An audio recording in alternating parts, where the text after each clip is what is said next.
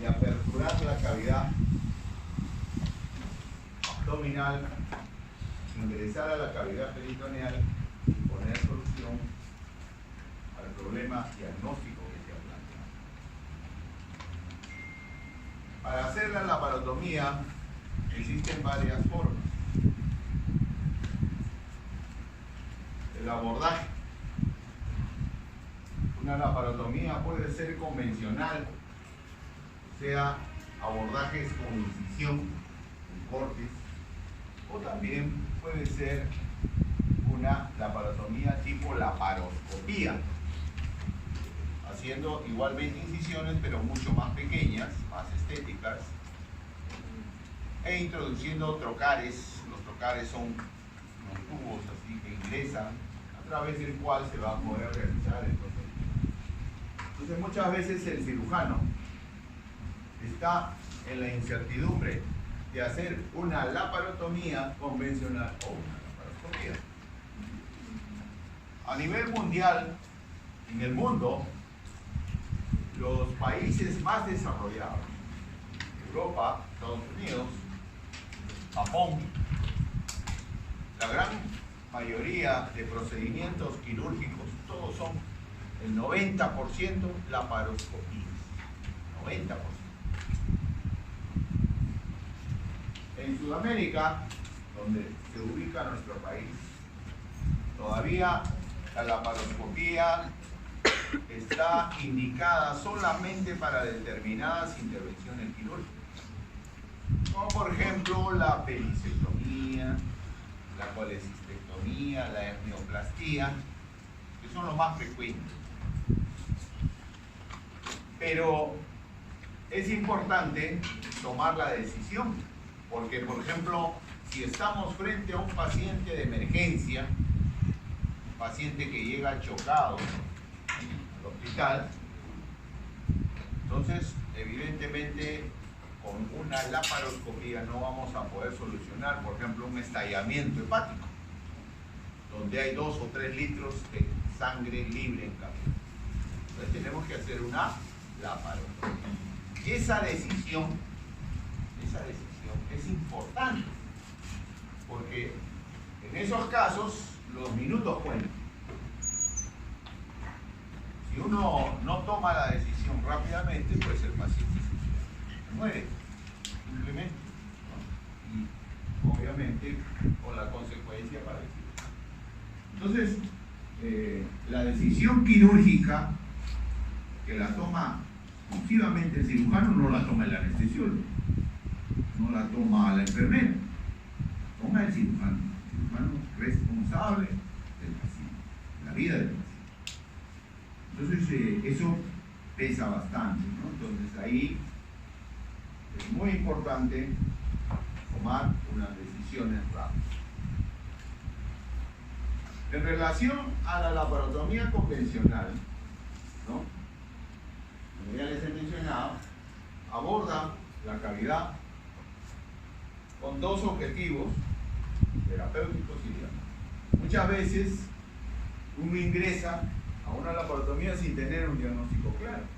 ¿Qué será? El hecho es que es quirúrgico, así dice el cirujano. Es un abdomen agudo quirúrgico, pero no sé exactamente si es una apendicitis, si es una colecistitis, si es un cáncer perforado, etcétera, etcétera. Entonces hay que abrir y ver. Ahí se convierte en terapéutica, perdón, en diagnóstico. Y por supuesto, en un solo tiempo, realizar el tratamiento.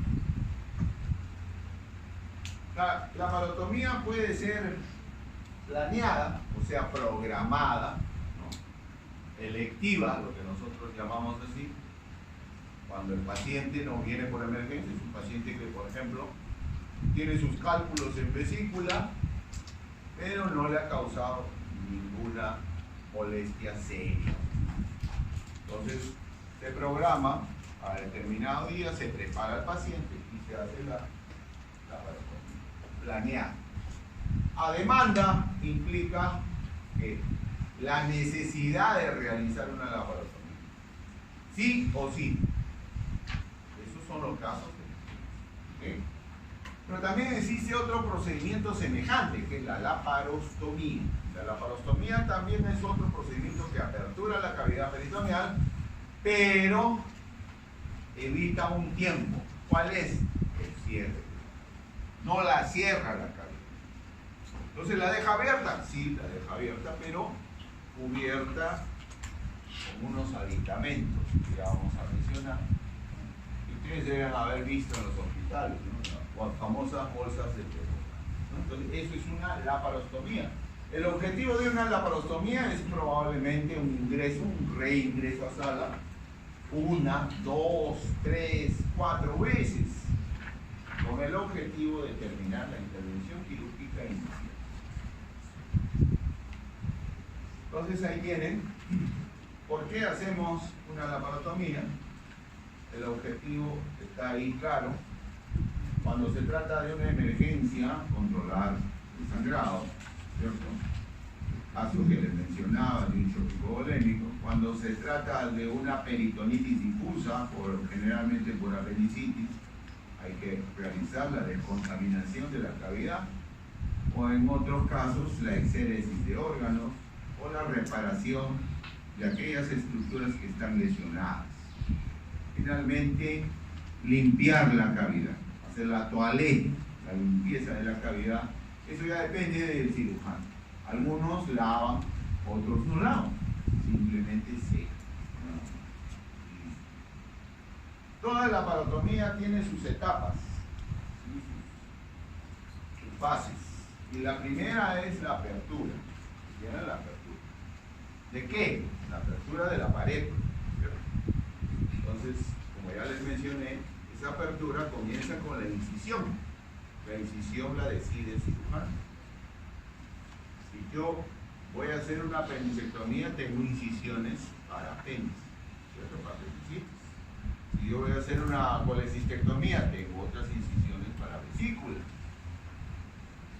Eso depende del cirujano, que me va a permitir aperturar, llegar hasta la cavidad. ¿Ok? Es la etapa inicial. Luego viene abierta la cavidad, la exploración de órganos. La exploración de órganos es importante en toda la laparotomía porque tiene un orden. Siempre va en el sentido de las agujas del reloj. Y comienza por el cuadrante superior izquierdo. O sea, donde está el vaso, donde está el ángulo esplénico. Ahí comienza y continúa hacia el cuadrante inferior izquierdo. Se pasa al cuadrante inferior derecho y terminamos en el cuadrante superior derecho. Esa es la exploración. Hay que objetivar, sobre todo cuando son electivas, cuando son operaciones selectivas. Por ejemplo, yo voy a hacer una nefrectomía, voy a sacar un riñón, pero tengo que estar seguro de que el otro está funcionando. Muchas veces se ha visto casos que han aperturado rápidamente. No, hay que sacar el riñón derecho, fuera. Y después el riñón ya estaba afuera y sin embargo recién empiezan a revisar y no tenían riñón.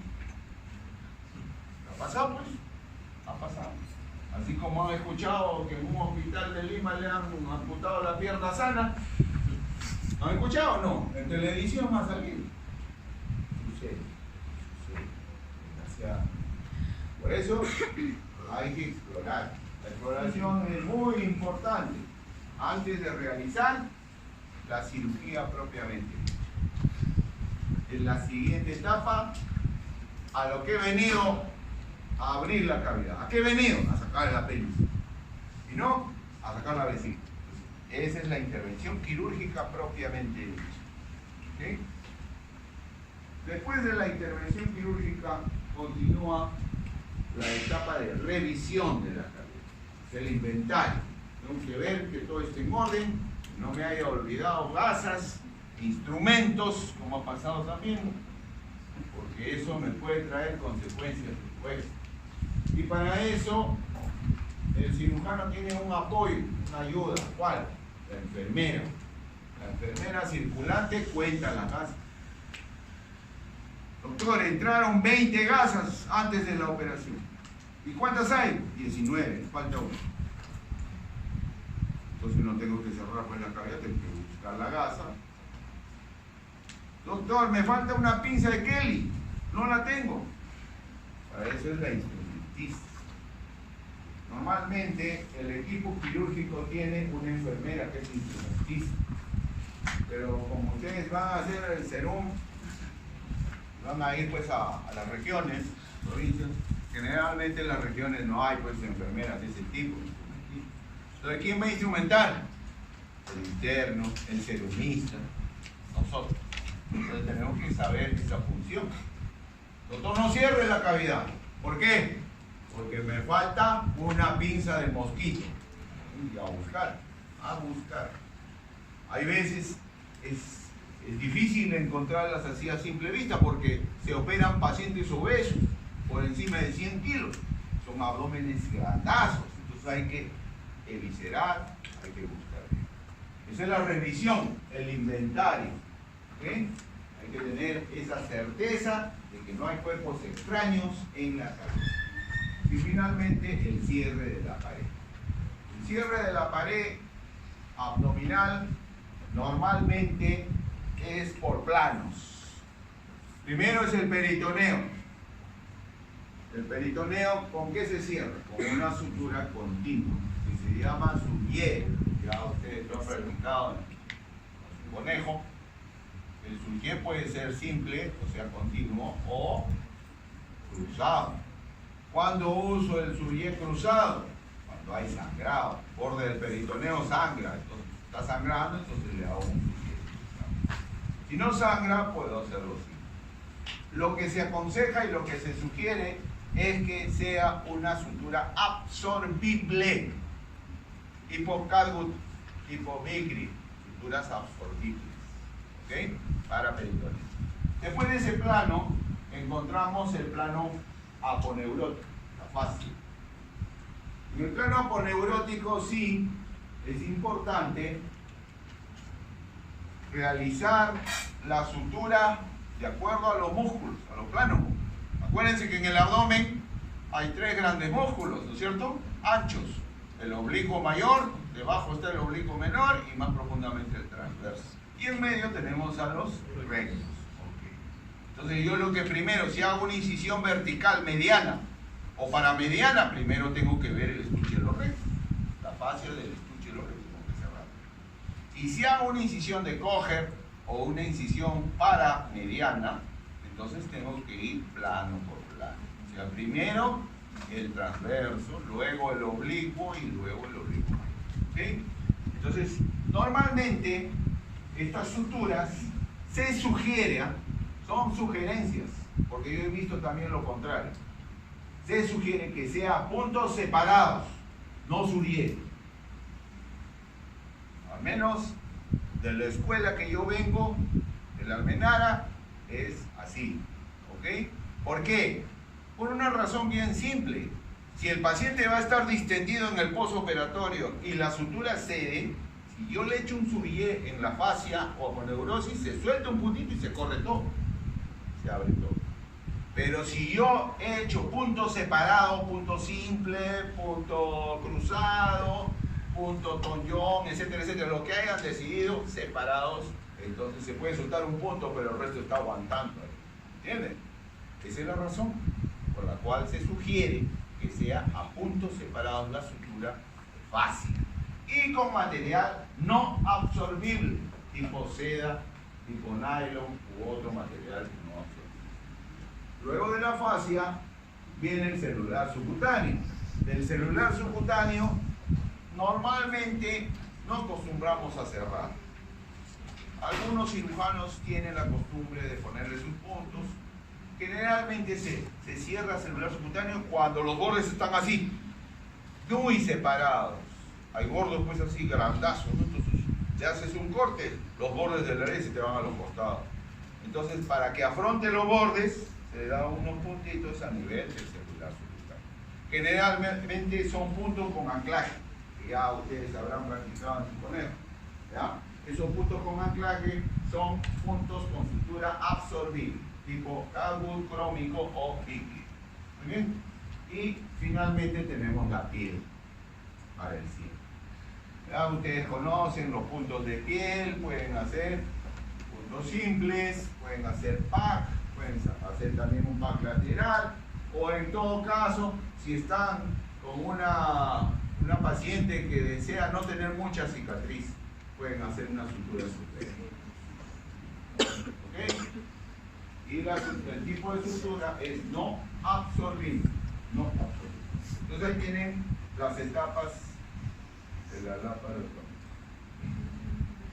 Que pueden ser, como ya dijimos, electivas o de emergencia. Vamos a las incisiones. En la apertura hemos dicho que realizamos en toda la laparotomía convencional incisión. Las incisiones se clasifican en verticales, transversales, oblicuas o mixtas.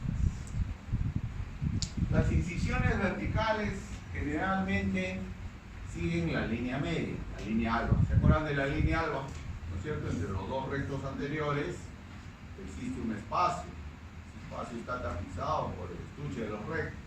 Entonces ahí se hace una incisión vertical que se llama mediana. La incisión mediana puede ser supraumbilical. Pero ¿qué pasa si, por ejemplo, el órgano que voy a tratar está en la pelvis? No, está sangrando la vejiga y yo he hecho una supraumbilical.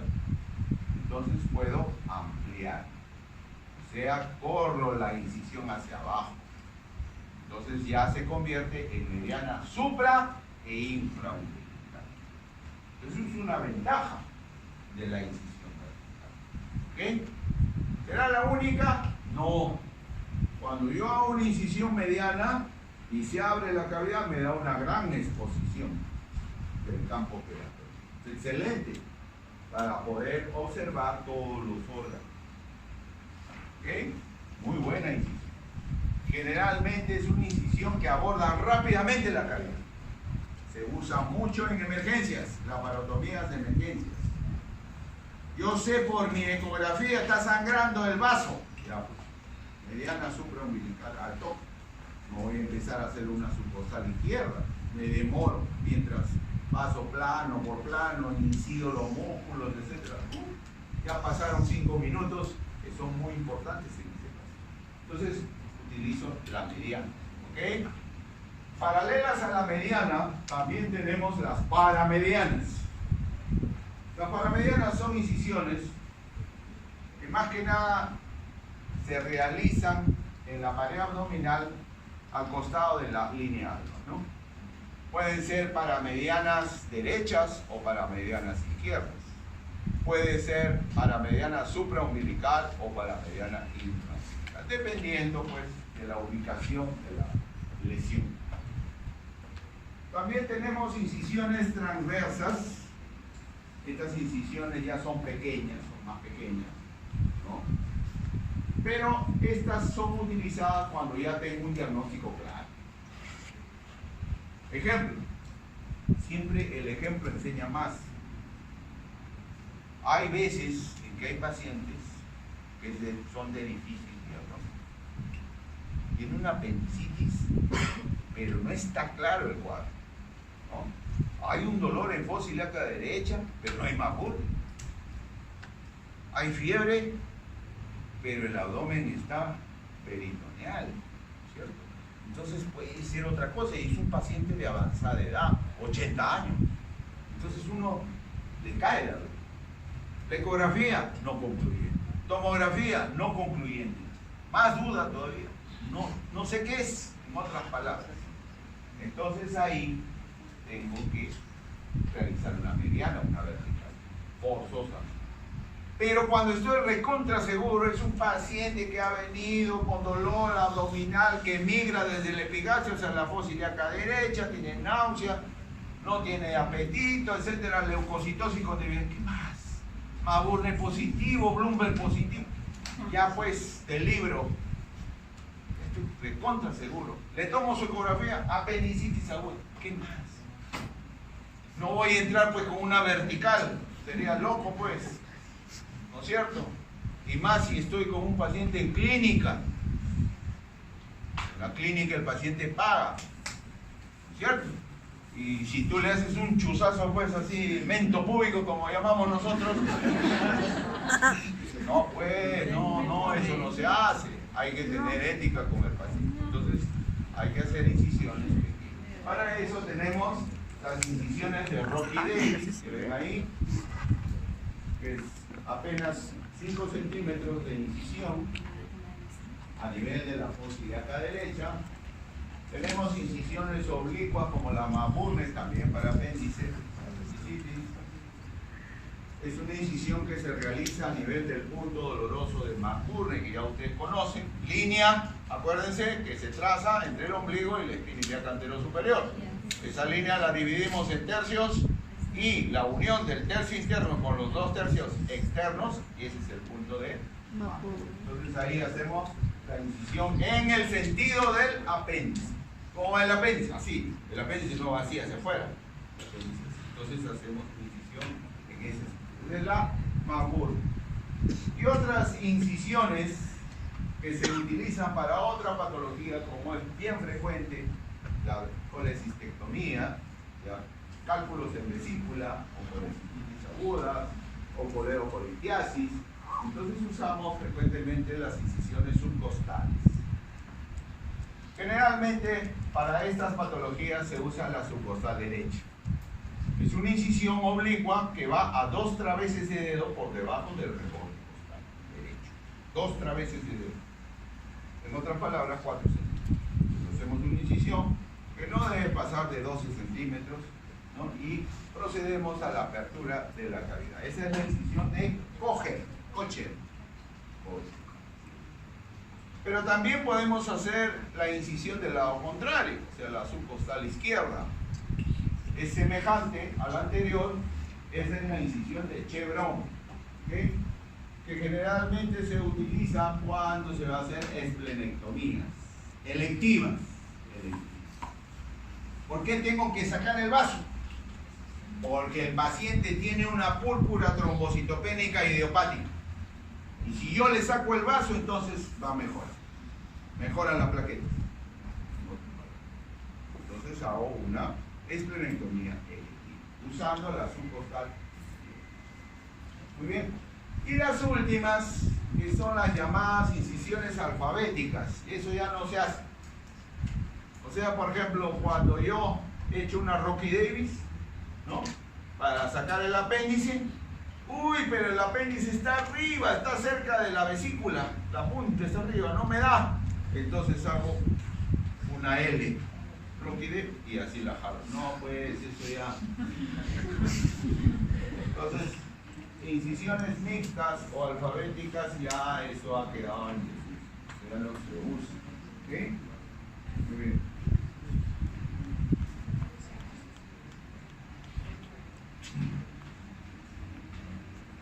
Siempre en este punto el cirujano tiene que priorizar la salud del paciente. Operamos una señorita de 18 años. Doctor, por favor, no me dejen mucha cicatriz. Pero el cuadro es serio. O sea, hay una peritonitis, ¿cierto? Hay una peritonitis y hay pus. Hay fecalitos libres y todo. Con una Rocky Davis que es chiquitita, me voy a complicar. Entonces hago una paramediana. Primero, debe darse más importancia a la cirugía que a la estética. Ya la cicatriz ya la borramos después, pero primero es tu salud. Porque con una Rocky Davis, que es un ojalito así, para operar una peritonitis es bien difícil, porque la pus se disemina por todos lados. Y para poder limpiar, entonces, si yo hago eso, me puedo ganar una complicación. Como por ejemplo, el absceso residual. Después estamos entrando a sala otra vez, y ahí tengo que hacer otra incisión, ya no. Hay que pensar en eso, ¿no? Es importante entonces la decisión que tiene que tomar el cirujano en el bienestar de los pacientes. También para tomar la decisión de una incisión es necesario recordar esto, que son la inervación de la pared abdominal. Acuérdense que la pared abdominal es inervada en forma radiada y las raíces nerviosas que ustedes ven ahí, desde el T7 hasta L1, circundan la pared abdominal en forma oblicua, de esta manera. ¿Okay? Entonces, con una incisión vertical, de esta manera, o mediana o paramediana, estas raíces nerviosas se seccionan. ¿Okay? Y al seccionar la inervación muscular, ¿qué pasa con el músculo? Se atrofia, se hace hipoplásico. Entonces son propensos a edecuación. ¿Okay? En cambio, si yo hago las incisiones oblicuas o transversas, simplemente separo la fibra muscular, nada, no secciono las raíces. Entonces es importante siempre recordar la inervación abdominal.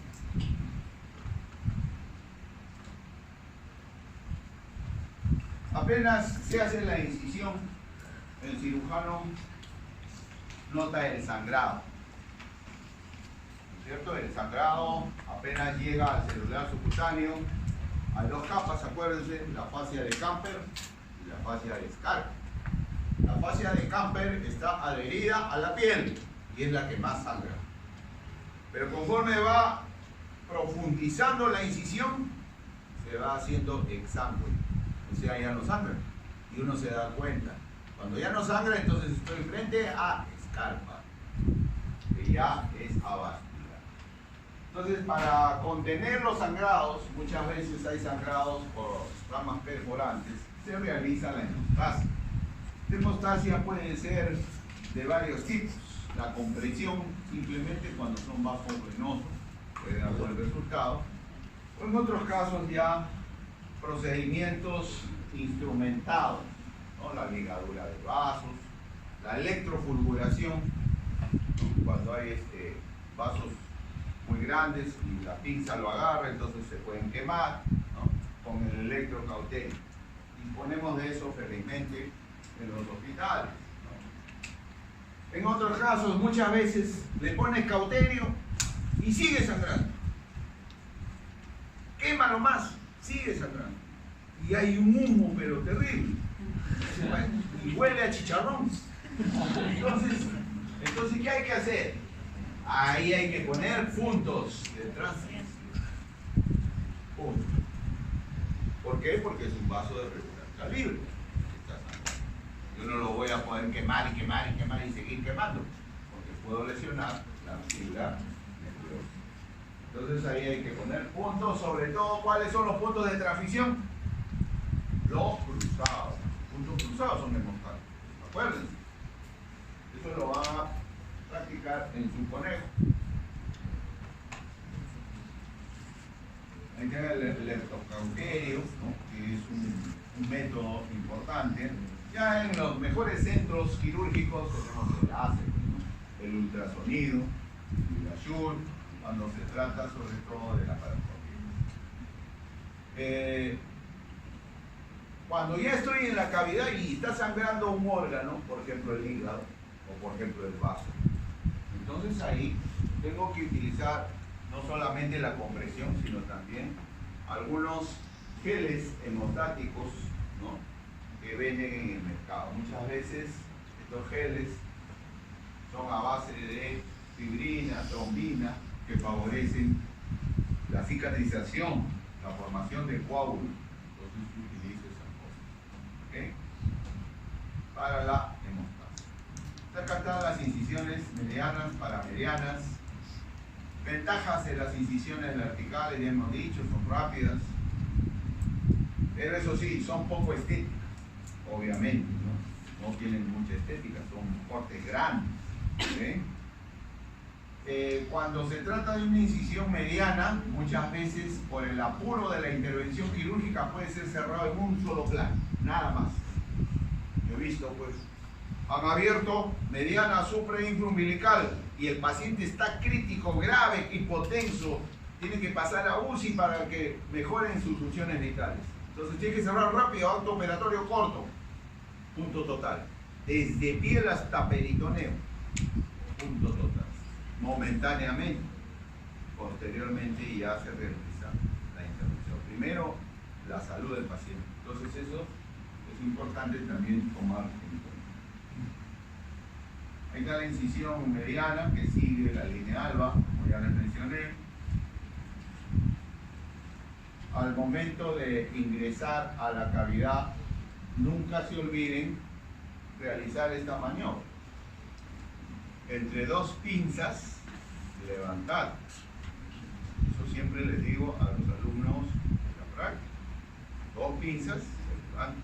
¿Por qué? Si ustedes no hacen eso, cortan, se llevan un intestino. Por cortar, se hacen vueltas, como ha pasado. Yo he visto. Hay residentes muy impetuosos.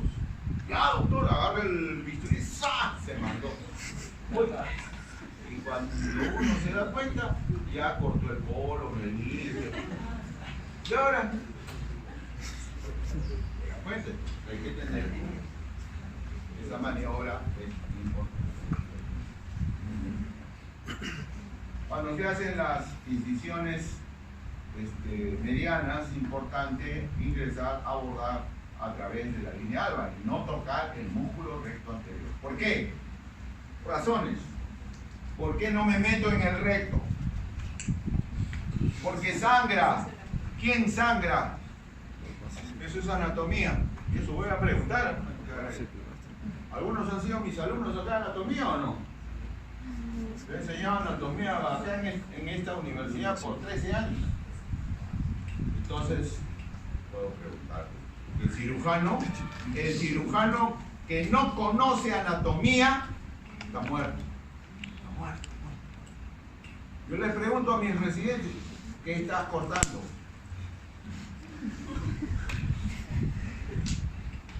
Detrás del recto anterior, ¿qué hay? Se olvidaron. ¿Qué vasos hay? Los vasos epigástricos. No se acuerdan. Entonces, cuando yo me meto en el recto anterior, acá, y separo la fibra muscular, puedo lesionar los epigastros. Y eso sí sangra. Entonces, a llorar al río. Ahí tengo que buscar el epigástrico y ponerle un punto tranquilo. De lo contrario, estoy en problemas. Ya están acá aperturando el peritoneo. Miren cómo el cirujano introduce la mano, levanta el peritoneo para poder cortar, evitando de esa manera lesiones viscerales. Eso sería el cierre, generalmente del peritoneo, como ya les mencioné, suturas continuas. Entonces ahí está. Recordando un poco la anatomía, ahí tienen el estuche de los rectos. El estuche de los rectos. Este es el recto anterior. Fíjense cómo le han sacado acá la hoja anterior del estuche de los rectos. Entonces yo no puedo ingresar acá, salvo que sea una incisión paramediana. Bueno, es otra cosa. Pero cuando es mediana, entonces tengo que cuidarme de no lesionar el estuche de los rectos. Y por el costado ya se ve al músculo oblicuo mayor, ¿ven? Las fibras del oblicuo mayor es como si yo metiera mi mano en el bolsillo. Van de atrás hacia adelante, de arriba hacia abajo.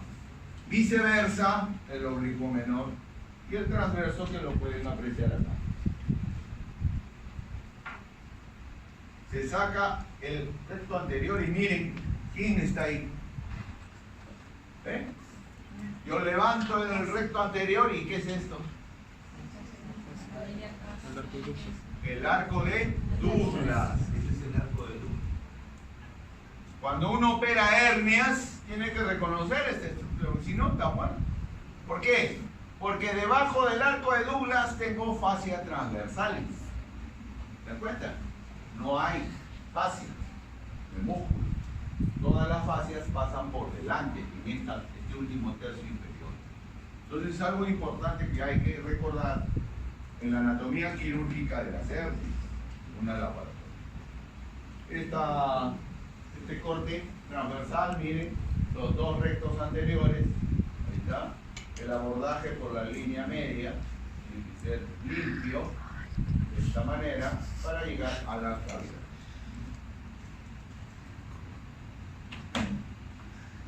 La laparotomía mediana. La otra es laparotomía paramediana. Ahí tienen las incisiones verticales. Mediana supra, infra y el abordaje por plano. Hasta llegar a la cavidad peritoneal. La otra es la paramediana. Ahí está, miren. Esta es la paramediana, en este caso es supraumbilical derecha, ¿no? El abordaje puede ser al costado del recto, por fuera o por dentro. Ahí está, miren, ahí está el recto anterior, se ha aperturado el estuche de los rectos, y el abordaje puede ser por acá, por dentro, o sea en la misma línea alba, o también puede ser lateral al recto. Este abordaje lateral al recto se llama abordaje Gallagher. ¿Cuándo se usa el Gallagher? El Gallagher se utiliza cuando voy a realizar intervenciones quirúrgicas que se encuentran paralelas al recto anterior. Por ejemplo, yo quiero hacer una apendicectomía y he hecho una paramediana, le hago Gallagher, reclino el recto anterior y ahí encuentro el apéndice. ¿Ok? O quiero hacer una colecistectomía, le hago paramediana derecha, abordaje Gallagher, reclino el músculo recto anterior y encuentro la vesícula. ¿Se dan cuenta? Es un abordaje paralelo por el borde externo del recto. Ahí está. Y las transversas, que ya habíamos comentado, son más estéticas. Necesita un cierre por planos, como obviamente para hacer una incisión transversa vamos por plano, músculo por músculo. Respeta la inervación, hemos dicho, los nervios, las raíces nerviosas van en el sentido de las líneas de Langer, entonces ahí simplemente separamos. Pero eso sí, tienden a ser más sangrantes. Estas sí sangran. ¿Okay? Pero por lo mismo que son ricamente vascularizadas, cicatrizan más rápido. Hay que tener la incisión de Rocky Davis, la incisión transversa, para ubicar el ciego y por ende el apéndice. Normalmente la incisión transversa de Rocky Davis se realiza en el mismo punto de Van Buren, pero en sentido horizontal. Acá está la cicatriz umbilical, acá está la espina interna. Trazan su línea, unión de los dos tercios internos con el tercio externo, hacen incisión transversa de Rocky. No más de 5 centímetros. Eso permite el abordaje del ciego y del apéndice y del ilium terminal. Incisiones transversas generalmente se utilizan con buen resultado en niños. Incisión oblicua, la que ya les mencioné, la incisión de Cocker, ¿no? Paralelo al reborde de su costal derecho a 2 traveses de dedo, incisión oblicua a su costal izquierda de Chevron para hacer emprenectomías, pancreatectomías y otras incisiones transversas u oblicuas. Por ejemplo, una de las más usadas es la Phanestil, esta de acá. La Phanestil es una incisión suprapúbica. A 2 traveses de dedo del borde superior del pubis se realiza una incisión transversa. No más de 10 centímetros. Esa incisión la utilizan bastante los ginecólogos y los urólogos cuando van a hacer las cesáreas o cuando van a hacer la prostatectomía. ¿Okay? También la Van Buren, que ya la conocen, y las incisiones inguinales. Miren, las incisiones inguinales para hernia van paralelas al ligamento inguinal. Acuérdense del ligamento inguinal. El ligamento inguinal une la espina ilíaca anterosuperior y la espina del pubis, ¿cierto? Entonces, paralelo a ese ligamento se hacen incisiones oblicuas, inguinal derecha o inguinal izquierda, para la solución de hernias inguinales. Esas son incisiones oblicuas. Doctor, disculpe, ¿el aorta inguinal es sobre o debajo de la...? Por encima del ligamento inguinal. Por encima. Debajo no, porque debajo estás en la región crural y te llevas la femoral. Ahí sí, a llorar a abrir. Esa es la incisión de Kocher, subcostal derecha, que permite el abordaje de la cavidad atravesando los músculos oblicuo mayor, oblicuo menor y transverso. La subcostal de Kocher. Hay que cortar los músculos para poder ingresar. Ahí la tienen. Muy usada en las colecistectomías o en las coledocotomías. Esta es la incisión de Pfannestil que les mencioné. Es una incisión transversa suprapúbica. Exploración de órganos pélvicos. Por ejemplo, útero, ovarios, trompas. En el caso de los varones, próstata, vesículas seminales, vejiga. ¿Okay? Muy usada entonces por estas especialidades quirúrgicas. La incisión de Pfannestil. Ahí tienen el abordaje. Miren, cuando hacen la incisión, esto es importante, hacen la incisión así, oblicua o transversa, y miren, ya se encuentran con el recto. Ahí están los rectos. Los rectos ustedes saben que llegan hasta el borde superior del pubis. Entonces, ¿qué hacen acá? Acá hacen el abordaje vertical. Mientras que la incisión es transversa, acá el abordaje es vertical, por la línea. ¿Ok? Esa es la característica de Pfannestil. Ventajas de ambas, ya le hemos mencionado, que las verticales son de apertura rápida, sobre todo en situaciones de emergencia. Sangra poco, por la línea alba es casi en sangre, ¿no es cierto? No es muy irrigada, muy vascularizada. Una gran exposición del campo operatorio y pueden ser ampliables. Si yo encuentro muy baja la lesión, entonces tengo que ampliar. Supra e inferior. Las transversas son más estéticas, paralelas van a las líneas de Langer, hemos mencionado eso, para evitar la lesión de raíces nerviosas. Cursan en dirección paralelas a la saponeurosis, por eso se separan simplemente las fibras. Cierre rápido del peritoneo, mejor irrigación, por lo tanto mejor cicatrización. Son sus ventajas. Esta es la exploración que ya les mencioné en la segunda etapa. Fíjense, la exploración en orden, ya les dije, en el sentido de las agujas del reloj, comienza por el cuadrante superior izquierdo. Primero los órganos sólidos. O sea, en el cuadrante superior izquierdo, ¿qué órganos sólidos tenemos? El vaso. No te que ver el vaso. ¿Ok? Al toque debajo del vaso, el riñón. Lo toco a través del peritoneo. Es una estructura retroperitoneo. ¿Okay? Luego, los órganos huecos, aquí serán huecas. ¿Okay? Y finalmente, las estructuras vasculares.